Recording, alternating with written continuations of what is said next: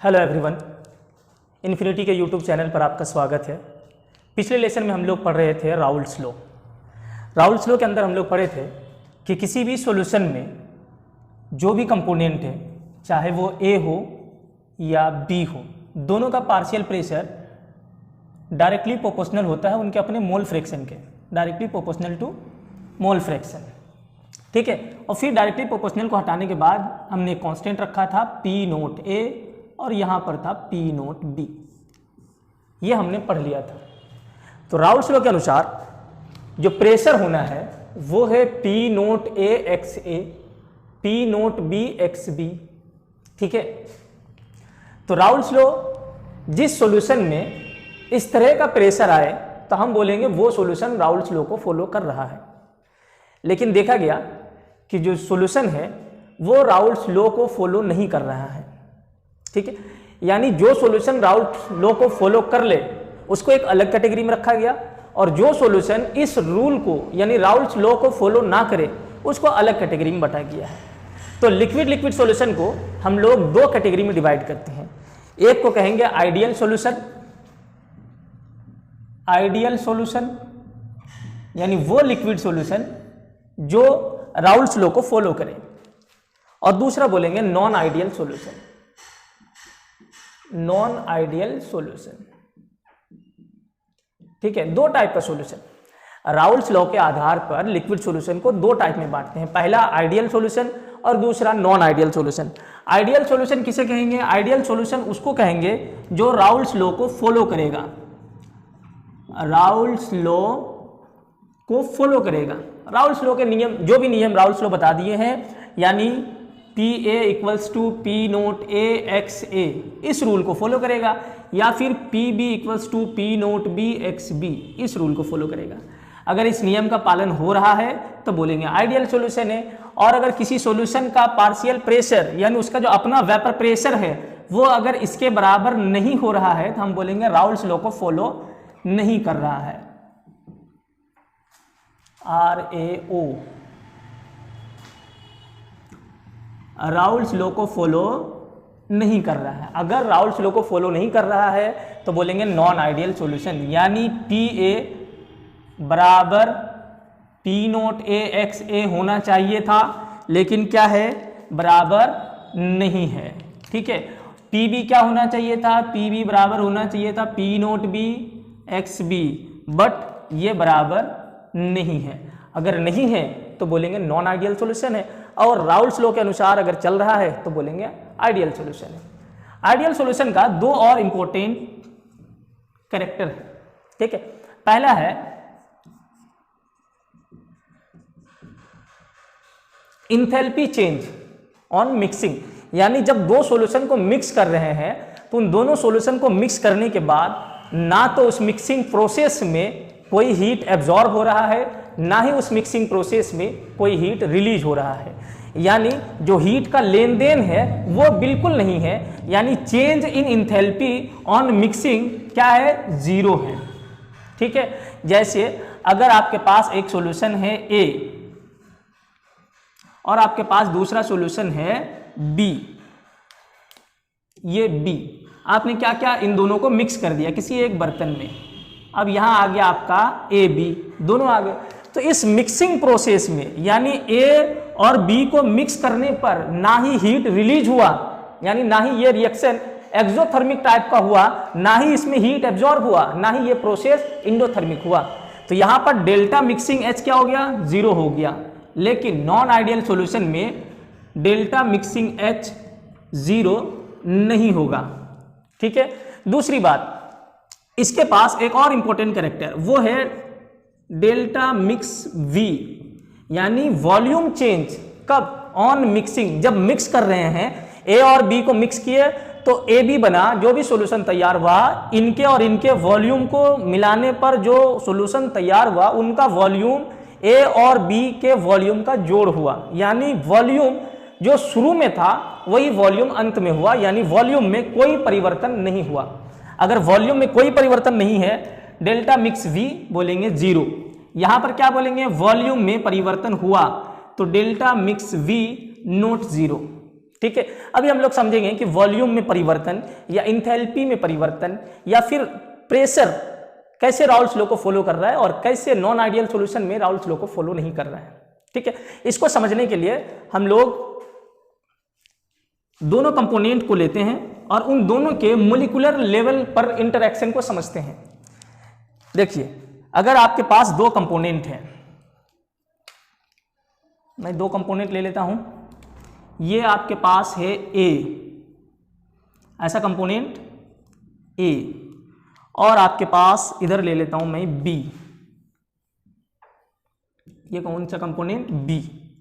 अब ए के कंपोनेंट, ए कंपोनेंट जो भी ए आपके पास है उनका ढेर सारा मॉलिक्यूल होगा। अब उन ढेर सारे मॉलिक्यूल के बीच में मॉलिक्यूलर इंटरेक्शन होगा। मान लीजिए ए मॉलिक्यूल, फिर ए मॉलिक्यूल और फिर ए मॉलिक्यूल, इसी तरह कई सारे मॉलिक्यूल होंगे और इन मॉलिक्यूल्स के बीच में क्या होगा, आपस में इंटरेक्शन होगा। इसको हम बोलेंगे ए इंटरेक्शन।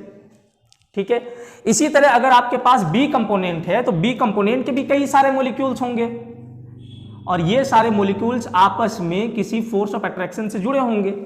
ठीक है, तो इसको हम नाम दे देते हैं बी बी इंटरेक्शन, यानी इनके बीच जो फोर्स लगा है वो बी बी के बीच कुछ फोर्स है, ए पार्टिकल्स के बीच कुछ ना कुछ फोर्स है। अब क्या करना है, इन दोनों को मिक्स करना है। अब मान लीजिए एक बर्तन आप ले लीजिए, ये मैंने एक बर्तन ले लिया बड़ा सा और यहां पर हमने डाला ए को भी और बी को भी। अब अगर ए के मॉलिक्यूल्स आएंगे, ए, फिर क्या होगा ए और फिर ए। अब अगर सॉल्यूशन बनेगा तो दोनों मिक्स होगा। अब मिक्स होगा तो क्या बनेगा, एक नया फोर्स ऑफ इंटरेक्शन आएगा ए बी। कैसा फोर्स ऑफ इंटरेक्शन आएगा, ए बी। ठीक है, तो यहां पर जो फोर्स ऑफ इंटरेक्शन आया इसको हम नाम दे दिए ए बी, यानी यहां पर जो मॉलिक्यूल्स है वो ए भी है और मॉलिक्यूल्स बी भी है और इन दोनों के बीच में एक इंटरेक्शन आया, उसको हम लोग नाम दे दिए ए बी इंटरेक्शन। ठीक है, चलिए, अगर ए इंटरेक्शन और बी बी इंटरेक्शन बराबर हो, अगर कंपोनेंट ए के पार्टिकल्स के बीच जो इंटरेक्शन हो रहा है, फोर्स ऑफ अट्रैक्शन है वो, और बी के पार्टिकल्स के बीच जो फोर्स ऑफ अट्रैक्शन है वो दोनों बराबर हो, ए बी के, जो ए और बी के बीच जो फोर्स ऑफ अट्रैक्शन है उसके बराबर हो जाए। यानी कहने का मतलब है कि आपके पास ए का फोर्स ऑफ अट्रैक्शन, बी का फोर्स ऑफ अट्रैक्शन और ए बी का फोर्स ऑफ अट्रैक्शन, अगर सारे अट्रैक्शन बराबर हो जाएं तो इनके मॉलिक्यूल्स ए में जिस तरह से रहे होंगे उसी तरह बी के मॉलिक्यूल्स रहे होंगे, उसी तरह ए बी के मॉलिक्यूल्स भी रहेंगे। कहने का मतलब अगर इनके बीच फोर्स ऑफ अट्रैक्शन सेम रहेगा तो इनके पार्टिकल्स के बीच ज्यादा डिस्टेंस नहीं बढ़ेगा, डिस्टेंस भी क्या रहेगा, उतना ही रहेगा जितना पहले था। अगर इस तरह से रहेगा, डिस्टेंस सेम रहेगा, तो वॉल्यूम जो नए सॉल्यूशन का बन रहा है वो वॉल्यूम में कोई चेंजेस नहीं होगा। वॉल्यूम क्या है, वॉल्यूम इसी पार्टिकल्स का स्पेस है, जितना स्पेस ऑक्युपाई कर रहा है उसी को हम क्या बोलेंगे, वॉल्यूम। तो अगर पार्टिकल्स के बीच फोर्स ऑफ अट्रैक्शन कांस्टेंट है, सेम है, अगर फोर्स ऑफ अट्रैक्शन सेम है तो पार्टिकल्स ना ही नजदीक हो रहे हैं ना ही दूर जा रहे हैं, तो क्या होगा, वॉल्यूम क्या रहेगा, सेम रहेगा। ठीक है, और अगर फोर्स ऑफ अट्रैक्शन तीनों में सेम है तो इनके फोर्स ऑफ अट्रैक्शन इसके बॉन्ड को तोड़ने में और इसके बॉन्ड्स को तोड़ने में और इसके बॉन्ड बनने में सब क्या होगा, बराबर रहेगा। ठीक है, जैसे मान लीजिए कि ए बॉन्ड को तोड़ने में एक्स एनर्जी खर्च हुआ और बी बॉन्ड को तोड़ने में एक्स एनर्जी खर्च हुआ, लेकिन जैसे ही दो ए टूटेंगे दो बी टूटेंगे तो यहां कितना बनेगा, दो ए बी बॉन्ड बनेगा। और हम जान रहे हैं कि ए बी या ए बी इन तीनों का इंटरेक्शन एक समान है, तो यहां पर अगर टूटने पर एक्स एनर्जी खर्च हो रहा है तो यहां बनने पर एक्स एनर्जी बन रहा होगा और यहां पर भी एक्स एनर्जी रिलीज हो रहा होगा। तो कुल मिलाकर टोटल एनर्जी चेंज यानी टोटल इंथैल्पी चेंज क्या हो जाएगा, जीरो। ठीक है, और वॉल्यूम भी क्या होगा, जीरो। ठीक है, तो ये हो गया आइडियल सॉल्यूशन। तो आइडियल सॉल्यूशन में क्या होगा, जो कंपोनेंट हैं ए और कंपोनेंट बी, इनके बीच जो पार्टिकल्स का इंटरेक्शन है ए या बी इंटरेक्शन, ये दोनों जो नए सॉल्यूशन बन रहे हैं ए बी इंटरेक्शन के समान होगा। ठीक है, और अगर इन दोनों का इंटरेक्शन समान ना हो, अगर ए बी का इंटरेक्शन अगर ए बी का इंटरेक्शन अधिक हो जाए, ए बी का इंटरेक्शन अधिक हो जाए, यानी ए और बी में जो इंटरेक्शन था उससे अधिक हो जाए ए बी का इंटरेक्शन। अब अगर इंटरेक्शन अधिक होगा तो यहां जो पार्टिकल्स जितने दूर दूर थे, यहां इंटरेक्शन अधिक होने पर पार्टिकल्स नजदीक आएंगे, उनके पार्टिकल्स आएंगे वो भी नजदीक आएंगे, क्योंकि ए बी का इंटरेक्शन अधिक हो गया। ठीक है, तो जैसे ही ए बी का इंटरेक्शन अधिक होगा और ए का इंटरेक्शन या बी का इंटरेक्शन कम होगा, तो हम बोलेंगे कि पार्टिकल्स क्या होंगे, नजदीक होंगे। जैसे ही नजदीक होंगे वॉल्यूम क्या होगा, कम हो जाएगा। ठीक है, वॉल्यूम कम होने का मतलब हो गया, अगर आप इसको 100 लीटर लेंगे, इसका 100 लीटर लेंगे, तो यहां पर बनना चाहिए था 200 लीटर, लेकिन इतना नहीं बनेगा, इससे क्या हो जाएगा, कम हो जाएगा। जैसे मान लीजिए 199.8 लीटर, ठीक है, इतना हो जाएगा। तो इससे हम बोलेंगे वॉल्यूम चेंजिंग हुआ, अगर मिक्स किए तो वॉल्यूम चेंज हुआ। ठीक है, अब यहां पर देखिए, जैसे इनके इंटरमोलिकुलर फोर्स और इसके इंटरमोलिकुलर फोर्स से इसका इंटरमोलिकुलर फोर्स अधिक होगा, तो जाहिर सी बात यहां पर जो हीट निकलने वाला था वो हीट क्या हो जाएगा, चेंज हो जाएगा। यानी रिएक्शन जब हो रहा होगा, फिजिकल प्रोसेस जैसे मिक्स कर रहे होंगे, तो इनके बीच क्या हो जाएगा, हीट का रिलीज भी हो सकता है या हीट एब्जॉर्ब भी होगा। ठीक है, तो हम बोलेंगे delta mixing h not equal to 0, 0 नहीं होगा, कुछ ना कुछ हीट रिलीज होगा और कुछ ना कुछ हीट एब्जॉर्ब होगा। ये इस बात पर डिपेंड करेगा कि ए बी के बीच जो नया फोर्स ऑफ अट्रैक्शन बन रहा है, वो पहले जो प्योर कंपोनेंट ए या प्योर कंपोनेंट बी के बीच जो फोर्स ऑफ अट्रैक्शन था उसके बराबर हैं तो आइडियल गैस, अगर बराबर नहीं है तो फिर क्या होंगे, नॉन आइडियल गैस। और नॉन आइडियल गैस में दो तरीके का हो सकता है, अगर अधिक हो जाए फोर्स ऑफ अट्रैक्शन तो कुछ और बोलेंगे, या तो फिर हो सकता है ए बी के बीच जो नया फोर्स बन रहा है वो कम हो जाए तो फिर कुछ और नाम देंगे। ठीक है, ध्यान देते हैं वेपर प्रेशर पर इसका, और फिर इसका नाम डिसाइड करते हैं।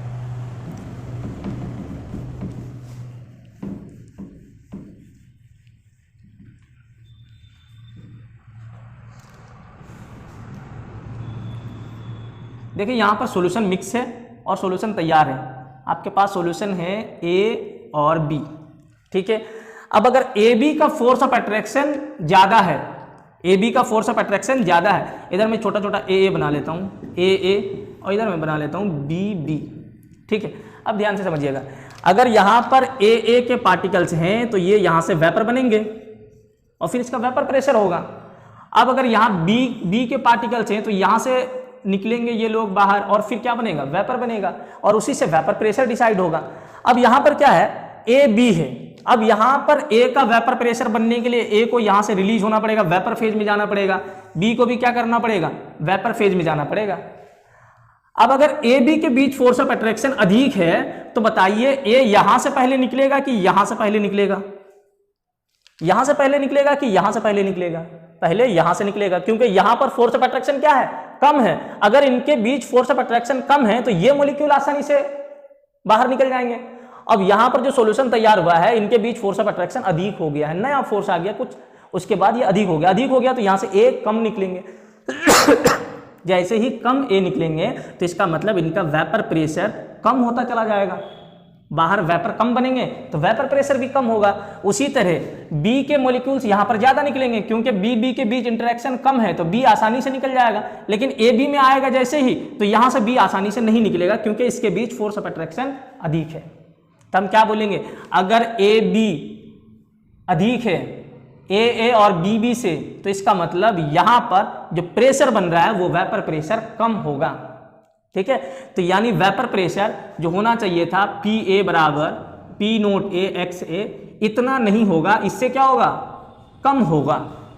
अगर वेपर प्रेशर कम होता है तो इसको हम बोलेंगे नेगेटिव डेविएशन। वेपर प्रेशर कम हो गया तो नेगेटिव डेविएशन, नाम देंगे नेगेटिव डेविएशन, नेगेटिव डेविएशन। ठीक है, और अगर मॉलिक्यूल्स के बीच फोर्स ऑफ अट्रैक्शन कम हो जाए तो जैसे ही फोर्स ऑफ अट्रैक्शन कम होगा तो यहां से ज्यादा यहां पर से निकलेगा, ए के पार्टिकल यहां से अच्छा यहां से निकलेगा, क्यों, क्योंकि यहां पर फोर्स ऑफ अट्रैक्शन कम हो गया। अब यहां पर जैसे ही कम होगा तो पार्टिकल्स यहां से जल्दी जल्दी निकलेगा, जैसे ज्यादा निकलेगा वैसे ही वेपर प्रेशर इसका ज्यादा हो जाएगा। तब ऐसे सॉल्यूशन का हम नाम देंगे पॉजिटिव डेविएशन। ठीक है। तो आइडियल सॉल्यूशन और non ideal solution, ideal solution उसे कहेंगे जो राउल्स लॉ को फॉलो करेगा, और नॉन आइडियल सॉल्यूशन उसे कहेंगे जो राउल्स लॉ का पालन नहीं करेगा। यानी राउल्स लॉ जितना वेपर प्रेशर बता रहा है उतना नहीं होगा, उससे या तो अधिक होगा, अगर अधिक होगा तो बोलेंगे नॉन आइडियल सॉल्यूशन जो पॉजिटिव डेविएशन शो कर रहा है, और अगर कम होगा तो बोलेंगे नॉन आइडियल सॉल्यूशन जो नेगेटिव डेविएशन शो कर रहा है। ठीक है, अगले लेसन में हम लोग इससे आगे पढ़ेंगे कोलिगेटिव प्रॉपर्टी।